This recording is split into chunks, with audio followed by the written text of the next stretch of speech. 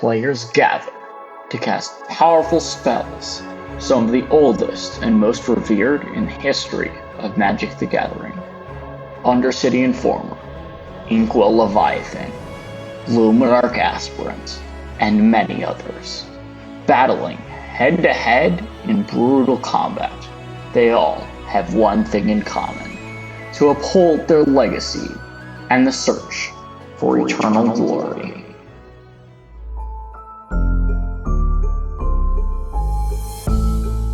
The Eternal Glory podcast is brought to you by the minds behind Bosch and Roll on YouTube, Arabian University, and theepicstorm.com. This episode is sponsored by Moxfield and financial advisor and certified financial planner Nicholas Robb.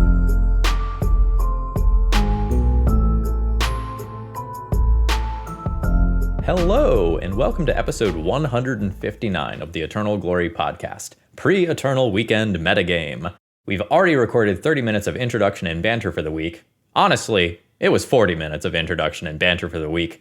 Available in our supporter-exclusive free show. Check out patreon.com/eternalglory to gain access, or join as a YouTube member for the same content on YouTube instead. As always, I'm Phil Gallagher, aka Thraben U. I am Brian Coval, aka Bosch and Roll. And I'm Bryant Cook of The Epic Storm.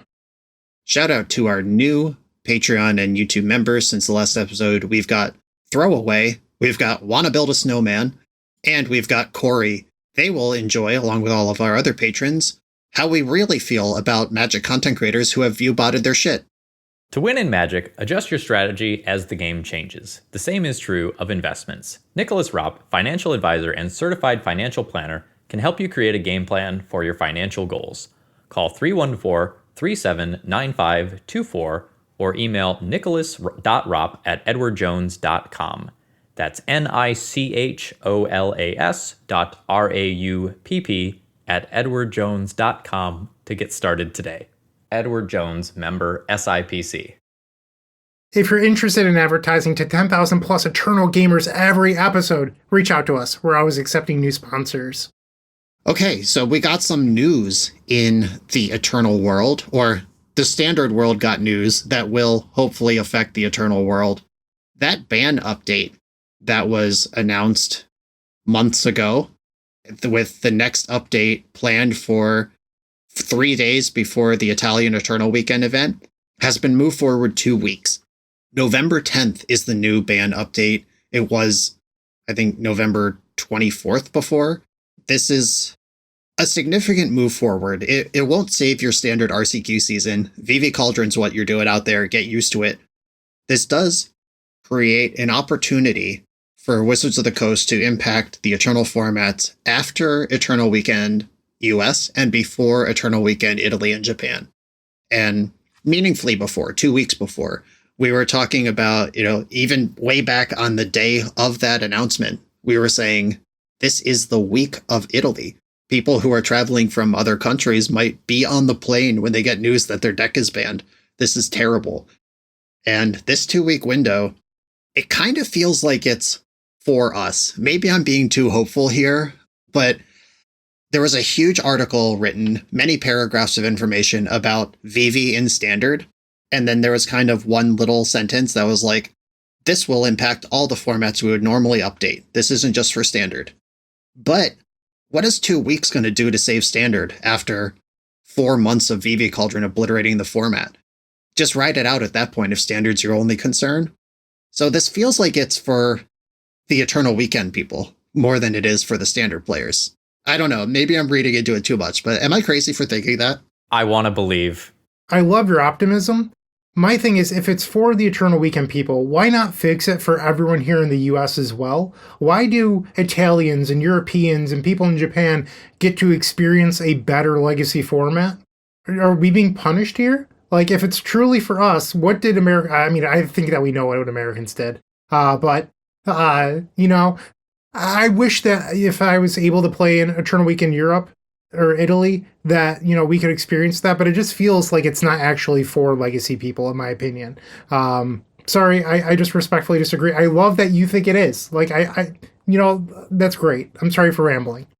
Well, there's two things to balance. They really do not want to ban cards during the active RCQ season. It is, of course, they would like Standard to be healthy, but we saw them ride Nadu out to the bitter end for that modern RCQ season. And there is something very serious about people who invest in a deck with the intent of competing in the Wizards of the Coast provided competitive season, and then in emergency ban something that they said they would not do, cutting their deck and potentially hundreds of dollars of investment out from under them. Because Vivi's $50, Agatha Soul Cauldron's $50. That's an expensive deck just for the core cards. The 2 cards that are on the chopping block to be banned are the ones that cost $50+. I understand why they would not just pull the Band-Aid off now and say we're updating this for everybody and all the Eternal weekends. It's just that the American one is so early. It's still during Standard season. And I think they're doing their best to split the difference here. So we also got some information about what the various Eternal weekends are going to look like in terms of tournament structure, and it's not going to be the same as previous years in a very good way, I think. Yeah, they finally did it. What we've been asking for years. They have split Legacy Eternal Weekend into a Grand Prix-style 2-day event. In the past, it's been a pure Swiss triangle, which means you need to be X1 to make top 8. That's what the math dictates, and they just Fibonacci out based on the number of players until they can eliminate all but 8 people. And X1 over 9 rounds is a lot. X1 over 10 rounds, over 11. Eternal Weekend was 11 rounds last year. That is a lot of rounds to be near perfect through. And there is something beautiful and pure about we just ran a tournament straight through. No special treatment, no kid gloves. These are the 8 who survived the meat grinder. Breaking it into the 2-day structure. And what this means is 15 rounds guaranteed. The number of people who show up are likely to, if it was a Swiss triangle, be 10 or 11 rounds, which means there will be 4 or 5 extra rounds that we don't strictly need by the math. And what that means is this tournament is more generous. You will probably top 8 at X2 and top 32 at X3 with a tournament of this size. You have to play more rounds, but you get more losses along the way. And what's really awesome is there's a cut at 6 and 3. Day 1 is 9 rounds. Day 2 is 6 rounds. At the end of day 1, if you have to come back the next morning or not. Because previously, it was a 2-day event just by necessity, by hours in the day. You would play your 9 rounds, and then you're 7 and 2. You're dead for top 8. Do you want to wake up at 7:30 in the morning and get yourself over to the convention center to go 2-0 and maybe get a top 32 promo at that point? Or do you just stay in bed? A lot of people chose not to show up in that situation, and at least letting people know if they're still alive for anything at the end of day 1 so they can decide if they want to show up for day 2 is awesome. A couple of years ago, the Eternal Weekend that I top-8'd for Legacy, that morning, I had grabbed a soda on the way there. And when I get there, they're like, here are your pairings. These are the feature matches. And I was immediately thrown into a feature match versus Lands where the caffeine hadn't kicked in yet. And it was super, because day 2 started at I want to say 9 a.m. And the caffeine hadn't kicked in yet. And my hands were just shaking. And somebody commented on the video, I'm glad Brian gets nervous playing for top 8 too. And I'm not immune or anything. I do get nervous sometimes, but it was more I was physically exhausted and I had no caffeine in me yet. So my hands are just vibrating. So I thought that was kind of a funny thing that I would share. But day 2 also starts pretty early. I want to say day 1 doesn't start till 10 or 11, or at least it did that year. And day 2 is earlier. So if you do decide that you're going to play day 2, it is at an earlier time, or at least it used to be. As a heads up, this is exactly why so many articles written about tournament success are go to sleep, eat enough food, hydrate, get your caffeine if you need it. Bryant is no slouch in terms of tournament performance. Bryant knows what he should be doing, but these day 2s are early sometimes, and sometimes you have to go out, get breakfast, drive to the venue. Give yourself more than enough time. My hot take is that all Magic tournaments should start at 9 a.m. Just a local RCQ fired at 9 a.m. And obviously Friday night Magic night is part of the thing, so that has to be in the evening. But these local game stores that start their RCQs or their legacy win a duels at 1 p.m. What are you doing? Wake up, get out of bed. Why are we starting this late? I don't know. I don't want to like have a whole half day before I have to show up and then start doing stuff. I want to be done and home in time for dinner. Start at 9 a.m. That's how all tournaments should be. So adding on to that, the Eternal Weekend Italy website, you can't register yet. That opens September 25th. The US registration is open through Card Titan or Melee.gg. Italy doesn't have registration open yet, but they have announced in their FAQ about the event 8 rounds day 1 with a cut at 6-2 and then 6 rounds day 2. So they're doing it as well. And Japan has basically no information except for the date and the venue at this time. So I don't know if Japan's going to do it too, but I think Japan is just a 2-day event and not a 3 or 4-day event. And if it's a 2-day event, obviously you just get what you get.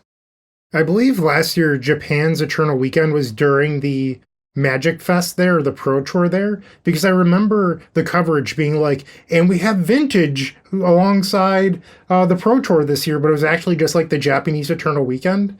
And it just being like, is that how you're referring to like the largest Vintage event for the year for these people? It was like a tack-on thing to the Pro Tour. I think it was an RC, like a regional championship. It was just like an afterthought of, and there are players playing for unique promo cards using some of the oldest cards in the game. And there was like one picture of some people with Power 9 in play.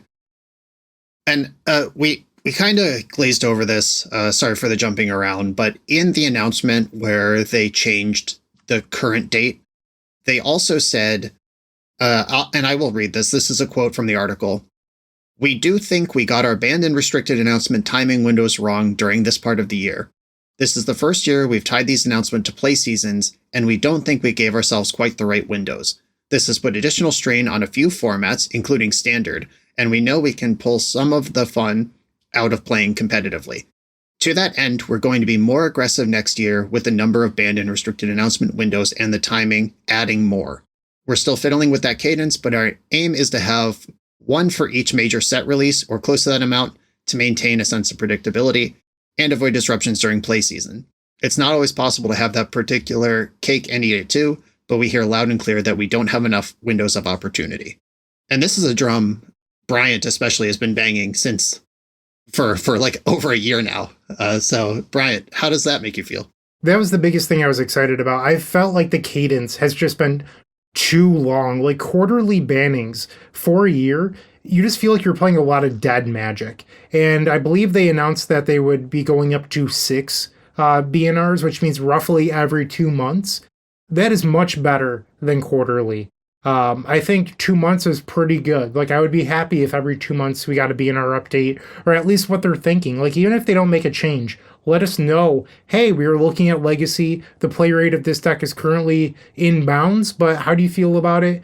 Like that sort of thing. Like, I'd be pretty happy with that. Just more communication is great. Like, what Gavin Verhey and the Pauper Format panel are doing is fantastic. I love the transparency and the long essays they write. And Brian, when you were talking about the last BNR update, you were talking about how we got 4 paragraphs and one of them was just explaining what Oops All Spells is.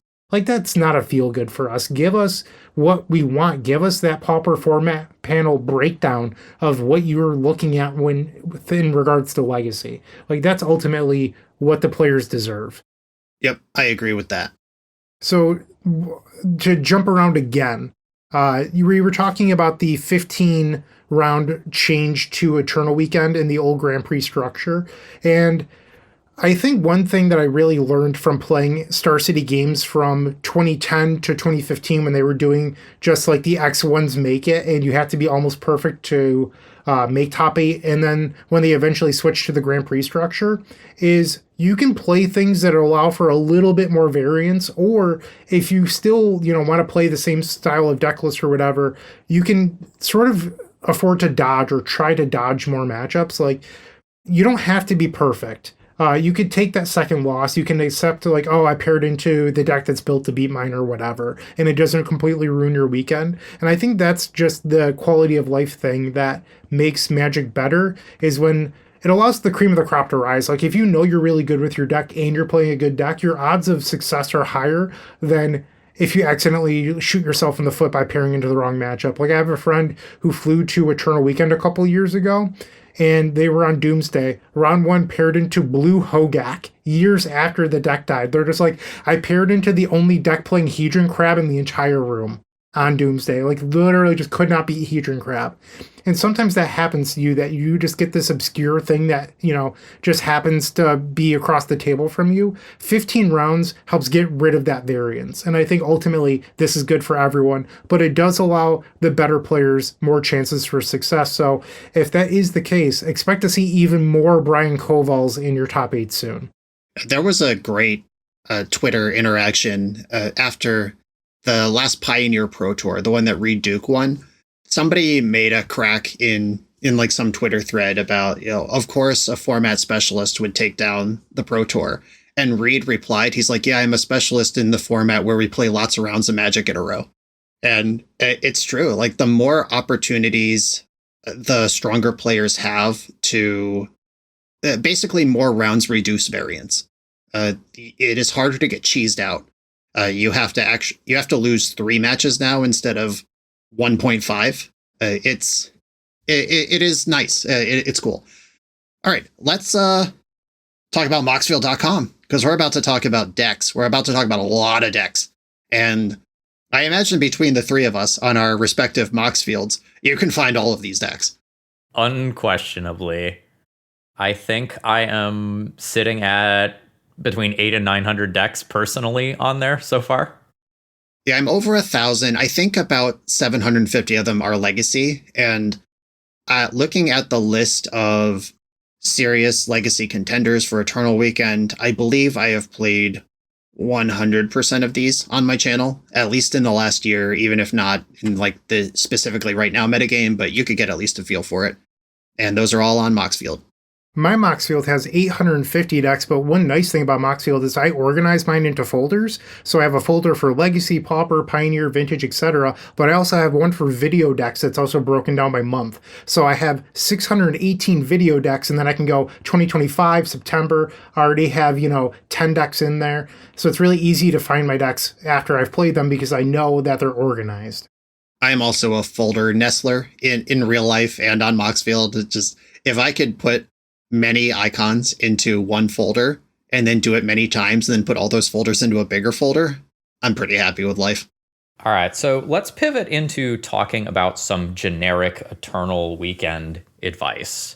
And in our combo-ridden legacy metagame, I think my best piece of generic advice is do something powerful, do something proactive, be able to win games, or if not literally win, determine games of Magic quickly.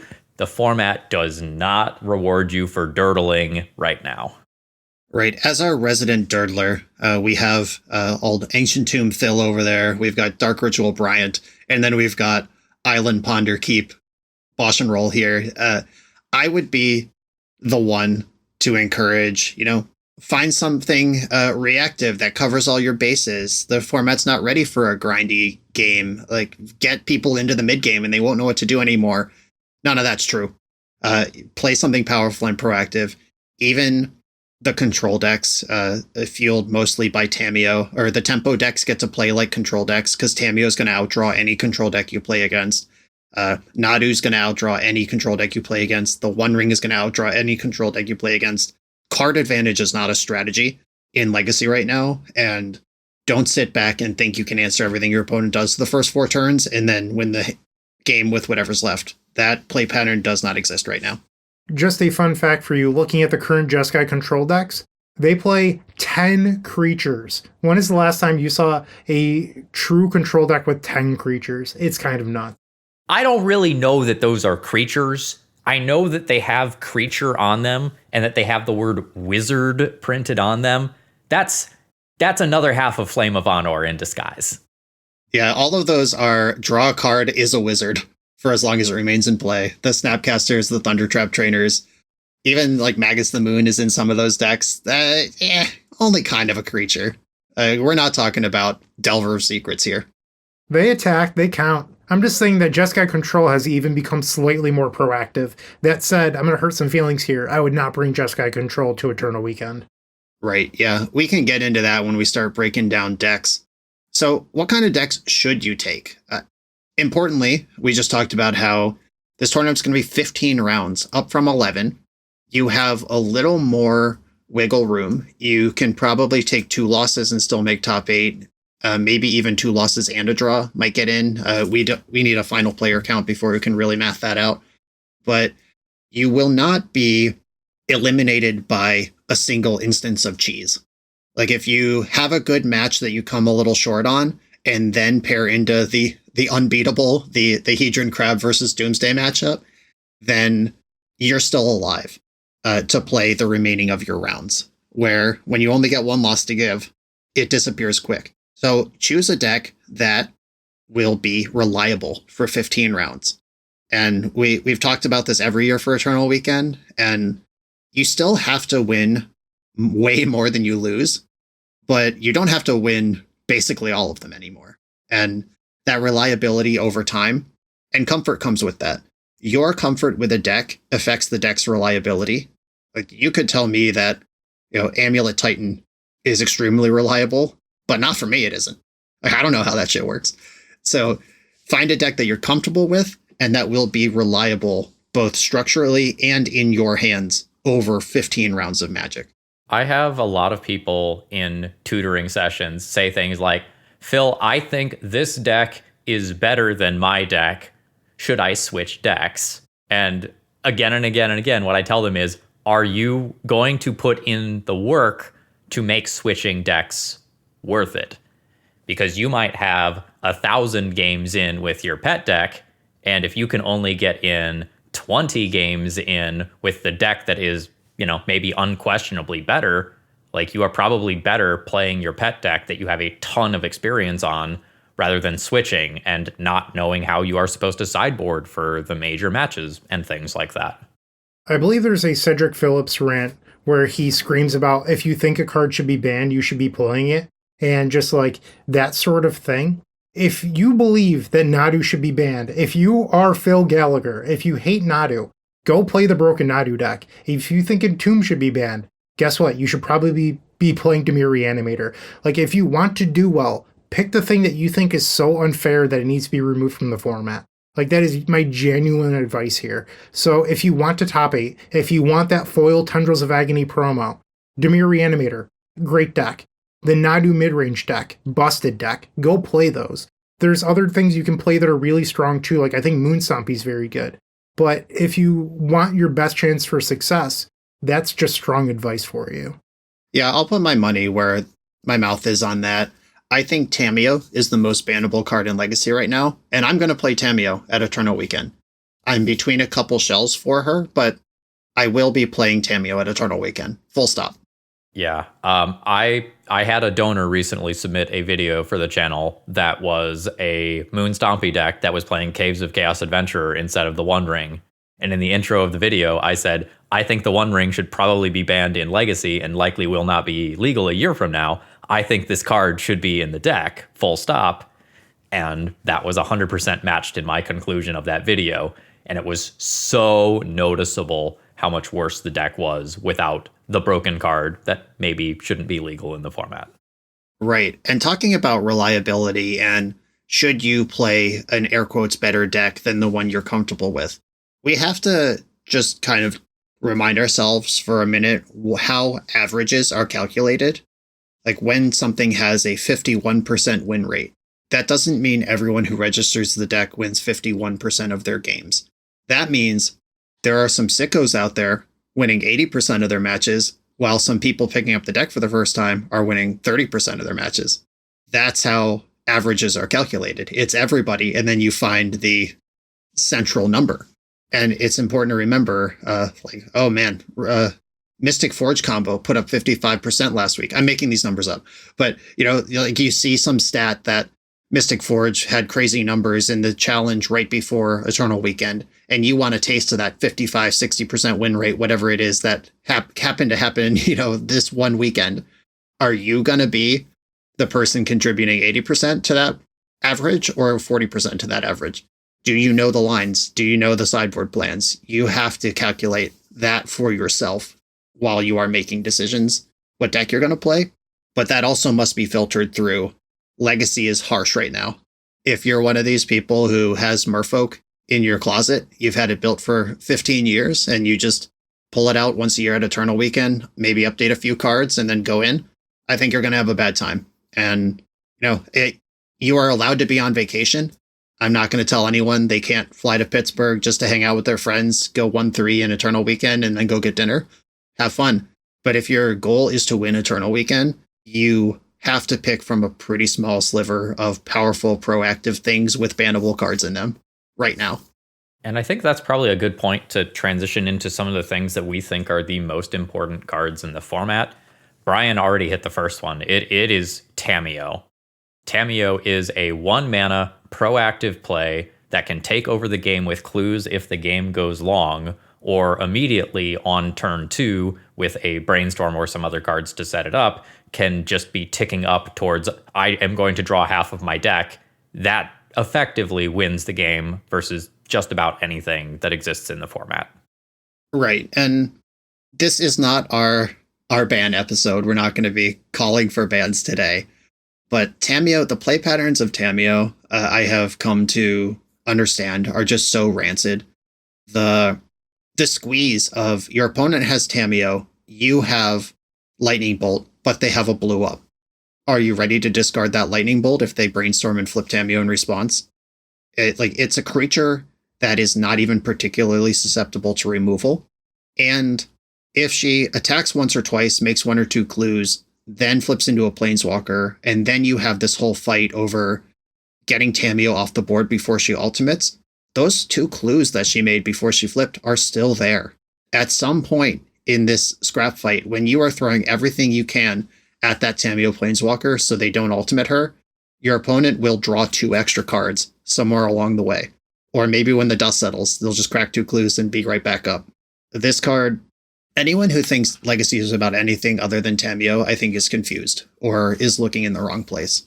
She's not the only thing going on, but she is the most important thing going on. And in terms of stopping the broken combo decks, Tamiyo plus Force of Will something, Tamiyo minus, I now have my Force of Will again as a safety net, has been so incredible in terms of increasing the blue deck's consistency versus combo. And honestly, against the Ancient Tomb decks that are just trying to throw Haymaker 1 into Haymaker 2, Tamiyo often makes it so that you can stop both with the same card. I will back that. As someone who plays a lot of combo decks, prior to Modern Horizons 3, I played 4 Veil of Summer and 3 Galvanic Relay. In my eyes, Galvanic Relay was a hybrid protection/action spell, and since Modern Horizons 3, I have felt like I've needed to increase my protection over and over again. For a while, it was 4 Veil of Summer, plus Relay, plus a couple copies of Thoughtseize. I am currently playing 4 Silence, 4 Veil of Summer. I've gone straight from 4 Veil of Summer, and I've doubled it, because when you face the Tamiyo deck, you have to put yourself in a position where a lot of them are also playing Thoughtseize right now, and we'll get to that in a second. But they have Thoughtseize, they have Tamiyo to get back Thoughtseize or Force of Will, and a lot of them are playing 1 Force of Negation.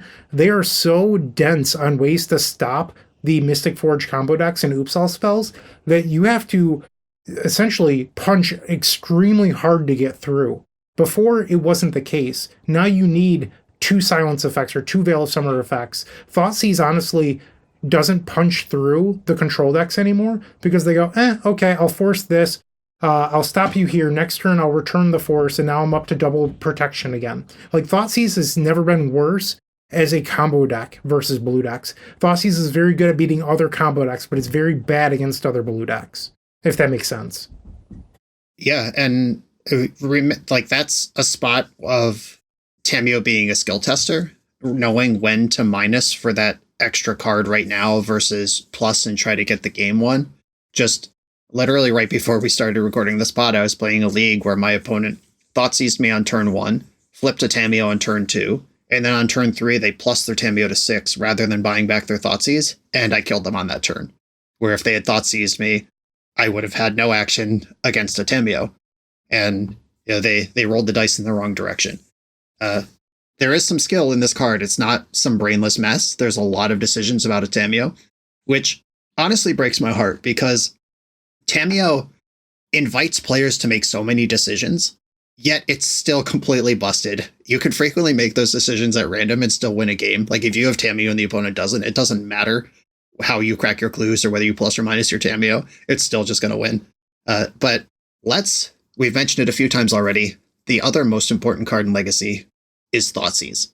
So I think when people are thinking about Thoughtseize right now, a lot of people are thinking specifically within the blue-black shell because it has propped up blue-black Reanimator and the Dimir tempo decks for a very, very long time. Having those free counterspells backed by Thoughtseize is just an incredibly good catch-all system. But if you're playing some other things, like, say, a white-black energy deck or a Pox deck or whatever, Thoughtseize, when you're not in blue, is one of the best generic catch-all things that you can play that can take the powerful things that every deck is doing right now, because every deck is juiced. Right, and remember when we got our last ban update, the actual last time a card was banned, not the last ban update, when Troll of Khazad-dûm left the format. Stock Up had just come out, or Stock Up had been out for a couple months, and we were about to get Mistrise Village, and the stock of Show and Tell and Omni Show was rising in the metagame, and all three of us on this podcast said that's a deck to watch. I think this deck's going to be really good moving into the nerfed Reanimator metagame. It turns out that Show and Tell really sucks against the card Thoughtseize, and Thoughtseize is the core rule of engagement. That's the core interactive spell in Legacy right now. And Show and Tell is middling to bad, and it's because everybody needs to pack their Thoughtseizes. When we start moving past Thoughtseize, Graveyard Hate is probably the next most important card in the format. And your Graveyard Hate is going to look very different depending on what deck you are playing. But it is incredibly common right now that Graveyard Hate is main deckable and not just a sideboard option. The blue-black decks are very commonly on Nihil Spellbomb in the main. The Urza Saga decks have one or more Graveyard Hate cards that they can tutor up. Moon Stompy is more commonly on Urza Saga builds these days, mostly so that they can search up Graveyard Hate in Game 1 and gain some degree of consistency versus Reanimator. Yep, the Nadu decks have things like Keenad Curator in their Green Sun Zenith package, or they have Endurances in high numbers across the board. I believe Cradle Control for what's left of that deck. And Newton, by the way, Hello Newton, the designer of that deck, has been out there talking some stuff on socials saying Cradle Control is still good. People have forgotten, and he's accepting money matches from anyone who wants to come in and battle him against the top 10 deck against his Cradle Control. So the man himself is out there still believing in Cradle Control. That deck's on 4 Endurance in the main, plus it has a bunch of Thoughtseizes, plus it has a Zenith package. Like, these are the things you must do if you want to engage with this format. So one thing that I found testing for Eternal Weekend, even though I'm not able to attend, is Graveyard Hate varies. When you go back 6 months ago, I was preaching about how great Leyline of the Void was. Well, it was really good against Oops All Spells, which has been trending downwards. It's not so great against Dimir Reanimator, and we have an episode talking about that. I'm a pretty big fan of Nihil Spellbomb, but I found another card that I enjoy, at least from a combo perspective. Silent Gravestone is like Grafdigger's Cage, that you can still cast your spells off of Gaia's Will and flashback with. So you could still Echo Vaons, you could still play your cards through Gaia's Will, but the reason that we like it so much is it stops the Tamiyo downtick. So if you're facing Dimir Reanimator, they can't target their Atraxa with Reanimate, they can't minus their Tamiyo and then return Force of Will. These are all great things. We like that quite a bit, and if you need to, it does have the Nihil Spellbomb mode of sacrifice to draw a card. It exiles all graveyards for a mere 4 generic mana. I'm kidding, that's a lot of mana. But you can cycle it if you need to. I think the one real downside to Silent Gravestone is that 4 mana, but also Murktide Regent just goes, okay, well, I'm not targeting, exile these 5 cards, and now I have a big dumb dragon. So it's not perfect, but I do believe that Silent Gravestone is underappreciated in Legacy. The fact that it stops Reanimate and the Tamiyo downtick is pretty interesting in my opinion. That's a really good callback, honestly. I like that a lot. Yeah, in dirtier times, a lot of control decks, like Beanstalk decks, were playing 2 copies of Ground Seal, maybe even in the main. That's another cantripping Silent Gravestone style effect where you can still cast your Uro, but they can't reanimate or surgical. And yeah, that sort of effect, if you need access to your graveyard and you can't afford a Grafdigger's Cage kind of effect, there are options out there. And for our final most important thing in the format, it is fast combo resilience. And this may be your main deck cards like Force of Will, or this may be your sideboard cards like Null Rod and Disruptor Flute. The One Ring decks are incredibly strong and incredibly fast. Grim Monoliths are powering out Karns and Tezzerets and One Rings on turn 2. Oops All Spells and Reanimator are threatening to win the game very, very quickly. You need the hard no buttons. And I don't think I have ever seen more Disruptor Flutes in sideboards of decks, and sometimes main decks, than I have in this current metagame. I was going to say, I see a lot of main deck Disruptor Flutes. I think it might be the best design card out of Modern Horizons 3. I think that card is so good. Yeah, Disruptor Flute's a banger. And when we talk about fast combo resilience, we don't mean survive turn 1. That's part of the equation, but you have to survive that opening volley, that Entomb Reanimate, that Chalice into One Ring, like whatever it is your opponent's doing, that Nomad into Cephalid Breakfast or Cephalid Illusionist, whatever it is that's happening on turn 1 and 2, you have to survive that and then continue to play the game, because all of these decks have second waves.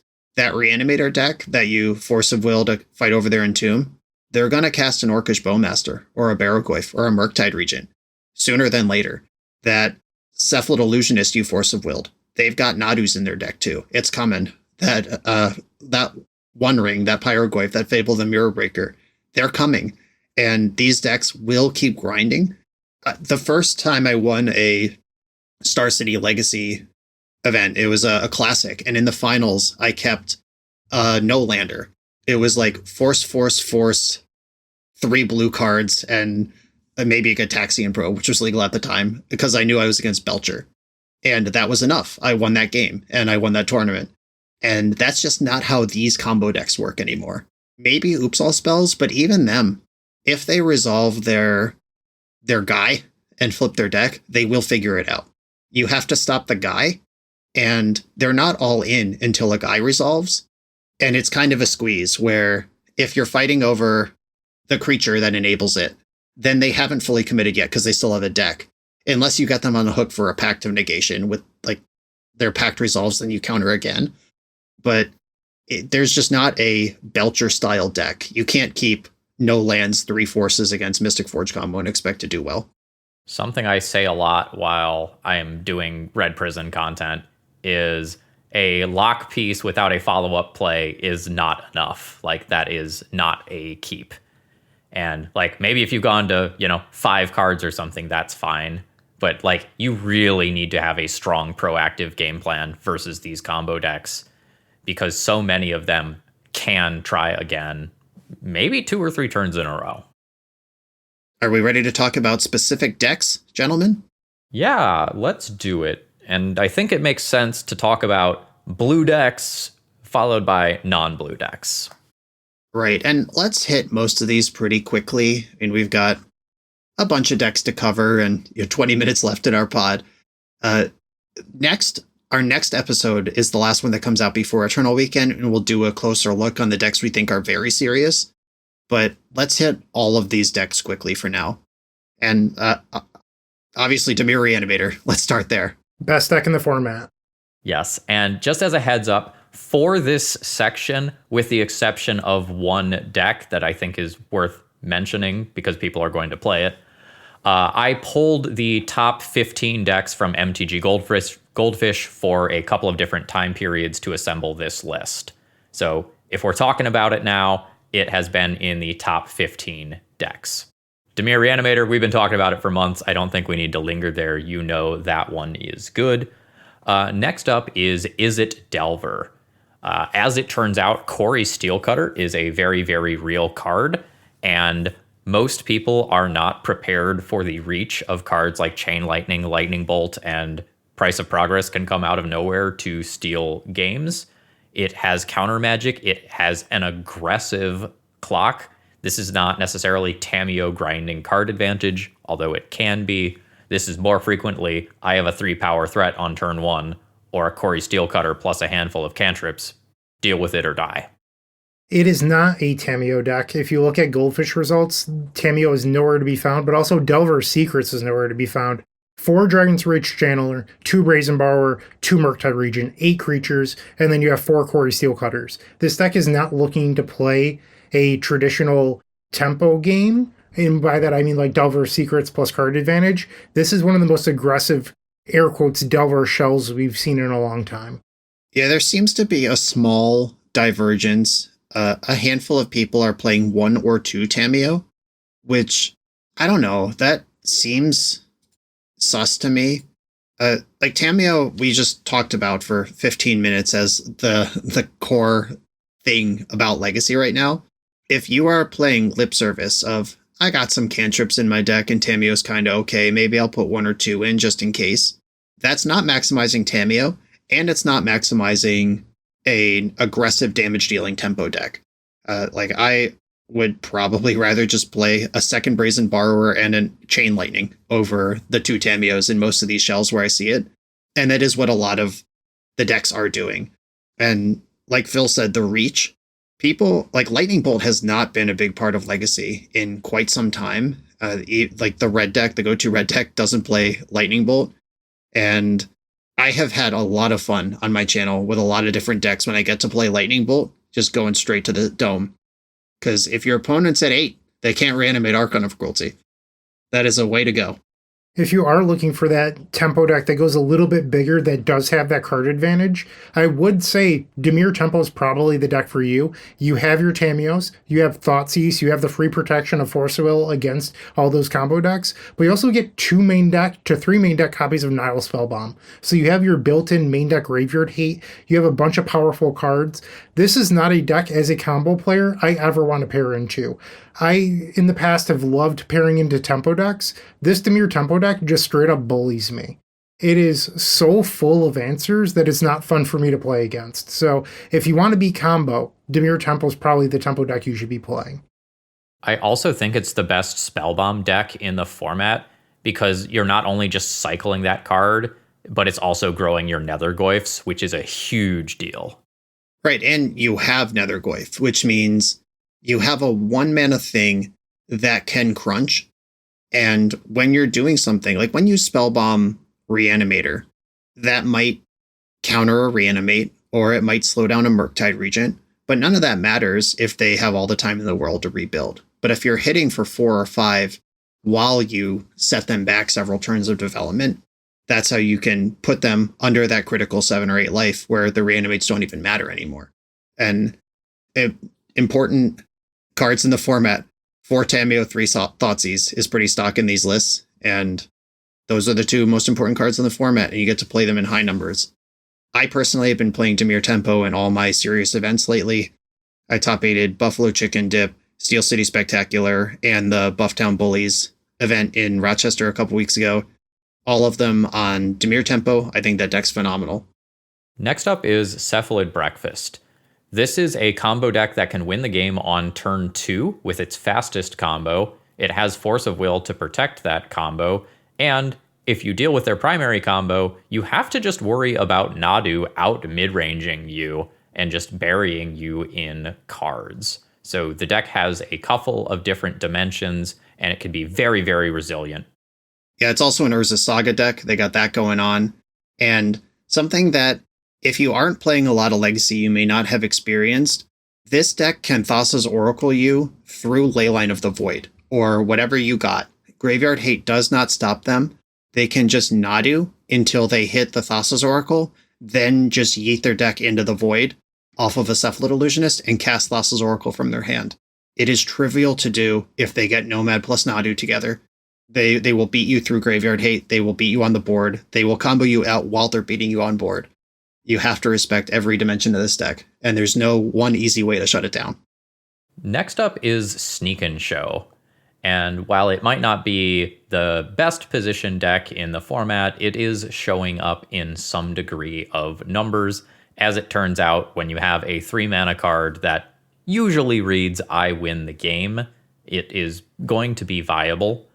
Wait, you're talking about stock up, right? I am talking about stock up, absolutely. That card is very absurd. If your opponent is looking to grind you out, it is very hard to counter the show and tells and the sneak attacks and the stock ups.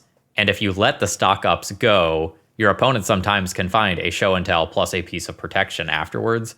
And so it becomes this very, very difficult battle of like, I don't have enough counterspells to stop everything that they are doing. They will eventually beat me if I am not clocking them quickly enough. I have had a number of friends message me going like, Brian, I need you to explain this sneak and show list to me. And I'm like, okay, what do you want to know? They're like, what's the deal with Pented Prism? Every list right now is playing like 1 to 2 Pented Prism, and it doesn't make sense to people that are not super entrenched in Legacy. A lot of these deck lists right now are actually Teamer for a couple copies of Veil of Summer. And if you're already Teamer, which would mean Rug if you're a boomer like me, that means that you have green and blue mana in your deck. If you play Pented Prism, that means that you can get white and black, and you're able to hardcast the Atraxa Grand Unifier at least once.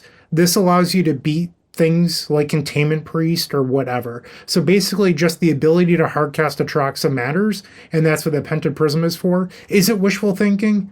Maybe. I'm not a sneak and show player, but that's at least the thought process that's there. And people like sneak and show. This deck will probably show up whether it's good or not. And I just want to point out, I'm looking at MTG Goldfish right now. There's a 5-0 list that pops up when you click on Sneak and Show, and then just going down the sidebar, there's a 4-1, there's a 2-3, an 0-4, a 31st place, a 28th place, a 28th place, 22nd and 29th in the same event, a 2-2. This deck is not putting up regularly good results. It seems like there's 1 in most 5-0 deck dumps, but not 2. Next up is Painter. And if you're not super dialed into Legacy, you might not know what color Painter is anymore. This is much, much more commonly a blue deck these days instead of the red deck that you might have been used to from many years ago. The deck has adapted at any given time some number of Tamiyo and Emery and Stock Up, and alongside Urza's Saga, it can be pretty resilient, and the Painter stuff is often not the way that the deck will actually win the game. Right. The blue build, 4 Tamiyo, 4 Stock Up. We've talked about those cards a couple times already on the pod. And then there's also just Painter stuff happening too. It's one of the best Urza Saga decks in the format because the constructs start big, which is not true of every Saga deck. Like we mentioned Cephalid Breakfast already. Their constructs are probably going to be 1/1s when they show up at first. The first construct out of these decks could be 3/3 or 4/4. And when that Saga pops, it could be Grindstone. You could be dead, or it could be any number of value thing. And Thoughtcast flips Tamiyo. Just putting that out there. And Tamiyo gives you affinity because she generates artifacts. There's a lot of synergy there. I absolutely have gone from 20 life to dead and not realized it was going to happen because my opponent attacked with a Tamiyo like twice, played an Urza Saga, make construct, Lava Spur Boots, attack you for lethal. Watch out for that. It happens.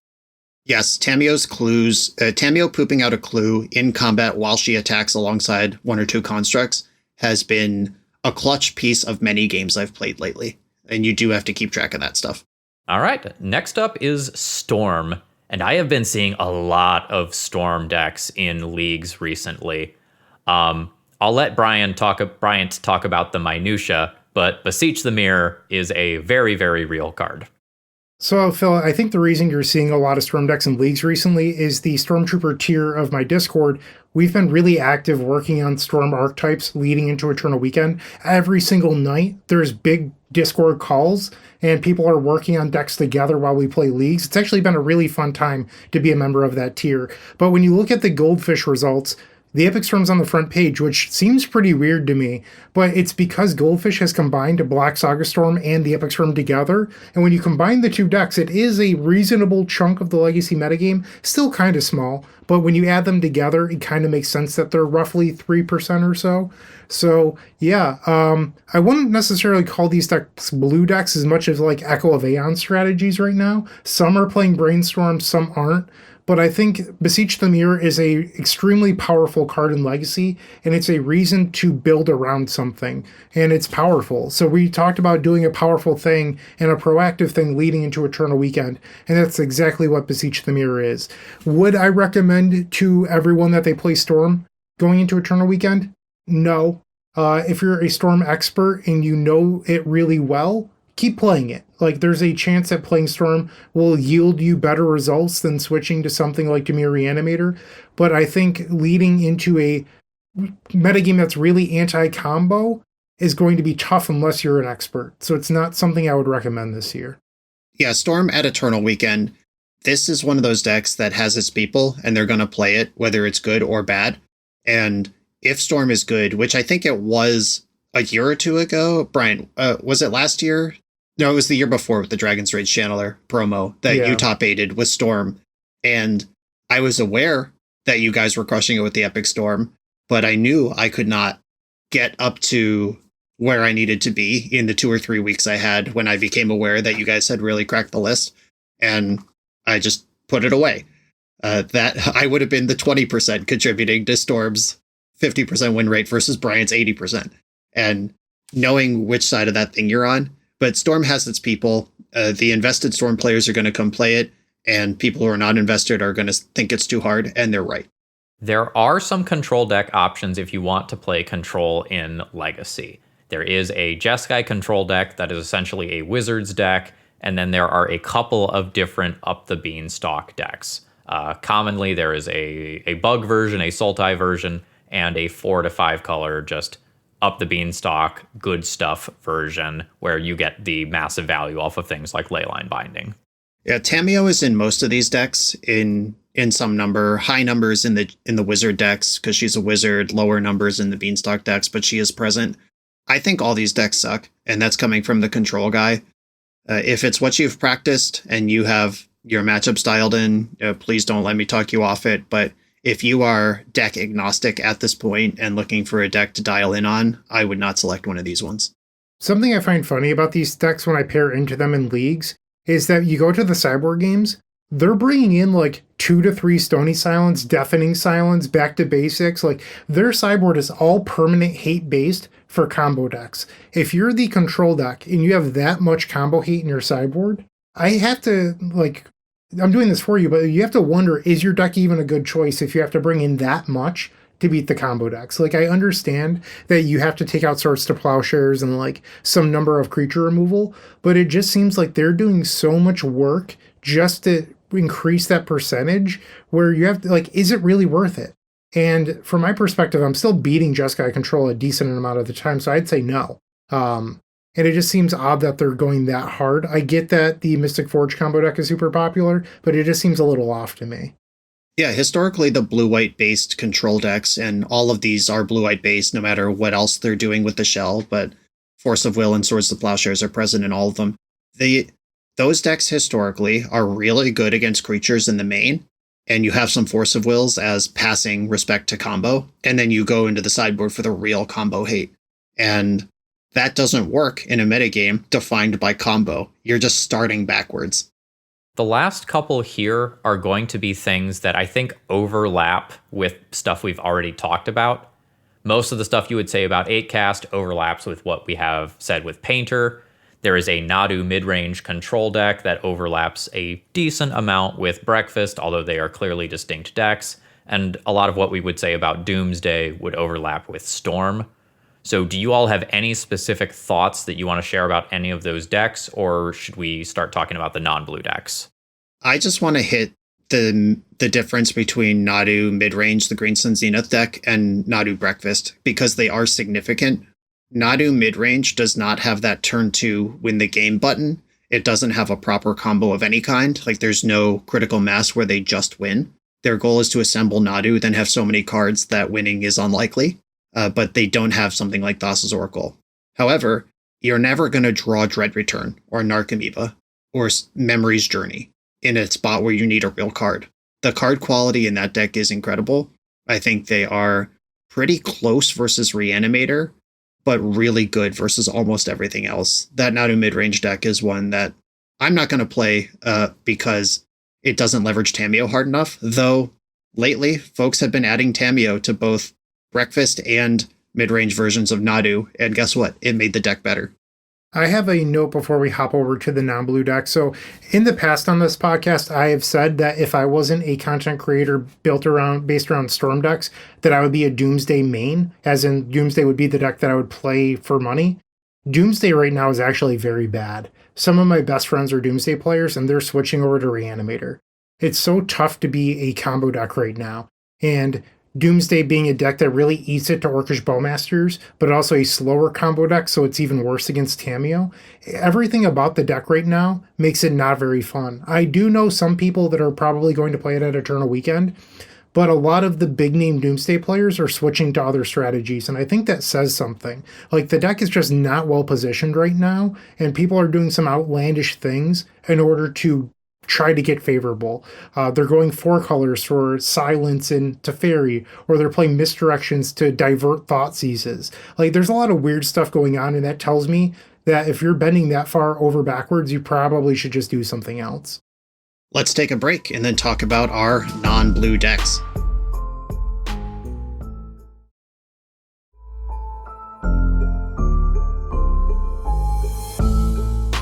All right, welcome back. So, as far as the non-blue decks go, it is a relatively short list. Only 6 decks appeared, and I'm just going to quickly rattle them off. Red Stompy, Mystic Forge combo, Oops All Spells, decks characterized as Eldrazi, which could mean Eldrazi aggro or Eldrazi post. The Cloud Post stuff is more common. Energy decks, and then lands. That sounds like way fewer than the blue decks, Phil. Should we ban Brainstorm? Should we turn this into a ban Brainstorm episode? We don't have time for that. We're running late. So I'm going to lump a couple of these together. Most of the non-blue decks that are viable are the One Ring decks. The One Ring is a central card in Legacy right now, and that is a major reason why you are seeing so many Null Rods and Disruptor Flutes, and why occasionally you will see main deck or sideboard cards that specifically can exile an artifact rather than destroy it, so that you can actually fully take out the One Ring. A fun thing that I found over the weekend, I was messing around with some non-blue Epic Storm lists. Pick Your Poison answers the One Ring. It also answers Leyline of the Void. Pick Your Poison, I think, is being slept on, because, like, you could just make them sack the One Ring. Granted, I feel like Mystic Forge combo would probably have another artifact, but I think it's an interesting card right now. There's a modal spell that is exile an artifact, exile an enchantment, or nuke a card from a graveyard and draw a card. Heritage Reclamation? Is that it? That sounds right. Yeah, it's a green card from Bloomburrow, that one? Yeah. Okay, yeah. That's out there. You could play that.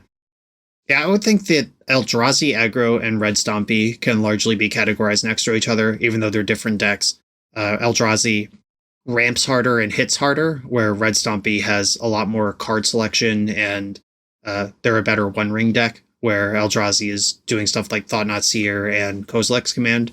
The Mystic Forge combo, I think this is my pick for under Reanimator, the deck that you need to respect the most. It's moved up and down the Goldfish from like 5th to 2nd behind Reanimator over the past few weeks, but Mystic Forge combo, people like this deck. It won Eternal Weekend last year. It's still good now. It's gotten multiple new printings in Ugin and Tezzeret. This deck is very good, and people will like it. Pack your consigns, pack your Null Rods, and be ready to battle this deck, because it will be out there and it will kick your ass if you're not ready for it.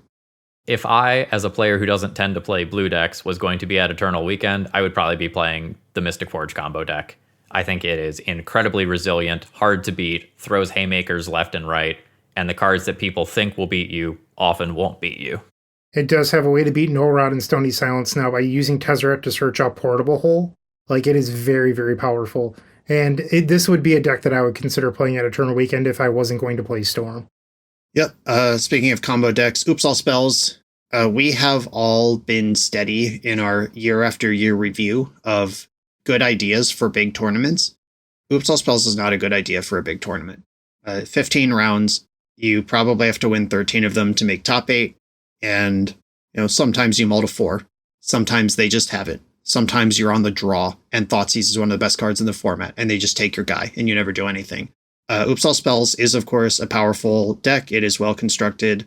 We have seen on the Goldfish metagame over the past, if you sort by 30 days right now, it's 4.3% of the meta. If you sort by 7 days, it's 2.2% of the meta.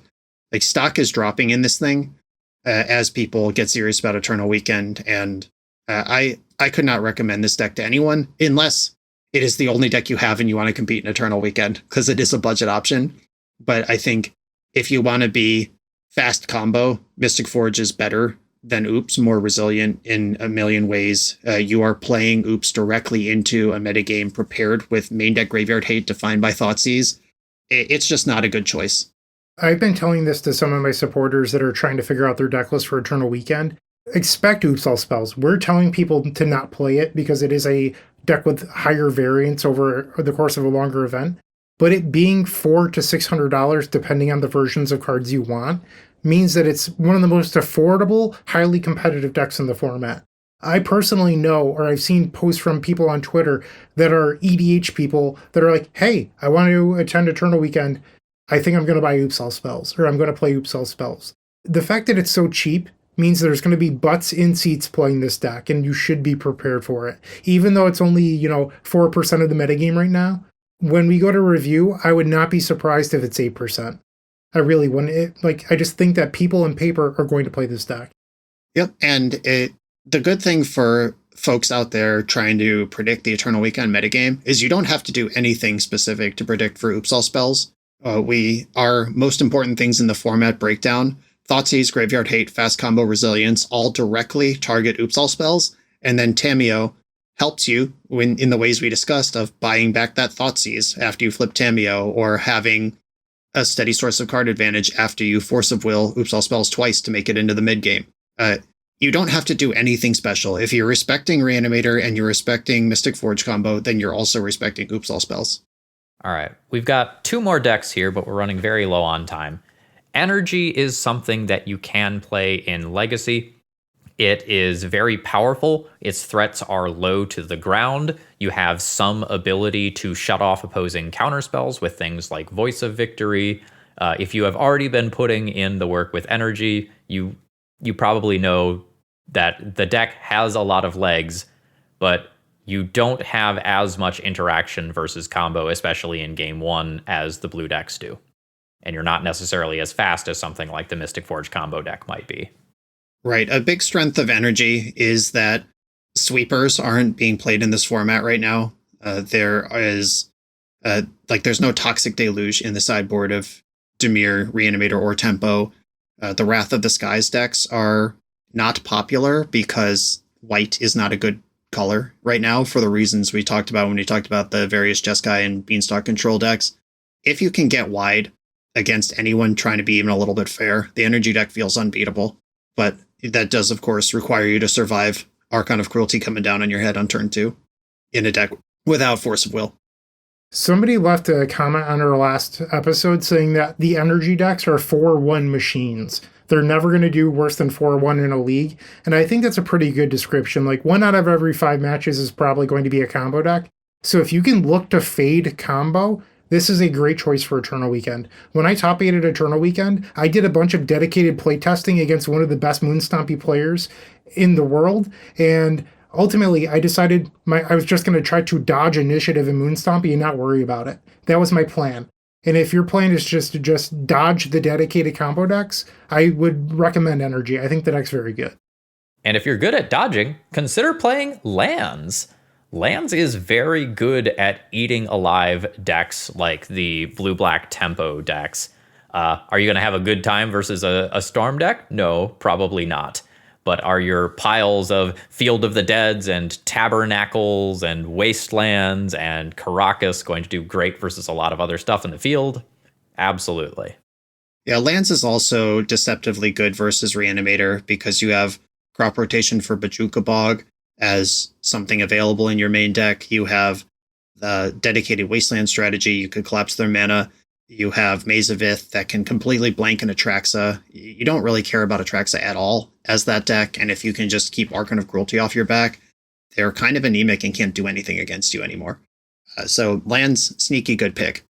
Speaking of sneaky, I feel like something that I forget sometimes when I'm facing lands is the fact that Lava Spur Boots is a card they play now, and every once in a while I'm like, oh, I have another turn, and then they just 20 me, and I'm like, oh, that's right, Lava Spur Boots. They 21 you. Don't forget about that card. Yeah, they 21 me. So don't forget about Lava Spur Boots. Don't pull a Bryant Cook. You have to remember about that card. And Phil, take us home with the last deck. It's not on the Goldfish Top 15, but it has put up some big results lately, and people are going to like it. It is Death and Taxes. In terms of the long-term data, Death and Taxes is not great in the format right now, but the white-black versions do have access to Thoughtseize. They do have roughly 14 cards in their sideboard for the combo matchups. It is not embarrassing to play Death and Taxes, and this is one of the most frequent loner decks in Legacy, where people have a Death and Taxes deck put together that they can lend out to people. Death and Taxes is a relatively good budget deck by Legacy standards, and there are a ton of Death and Taxes regulars that, live and die by their Yorians. So this is a deck that I always expect to see more of in paper than I do online. And at the risk of making sweeping generalizations, but I think we've seen it time and time again, in paper, people like Dirtle more than they like combo. And although there are many good combo decks at the top of this metagame that define this metagame, the Magic Online leagues are much more combo heavy than the Eternal Weekend Swiss rounds will be. So a deck like lands, Death and Taxes, or Energy, if you're trying to dodge combo, this could be a good opportunity to do it.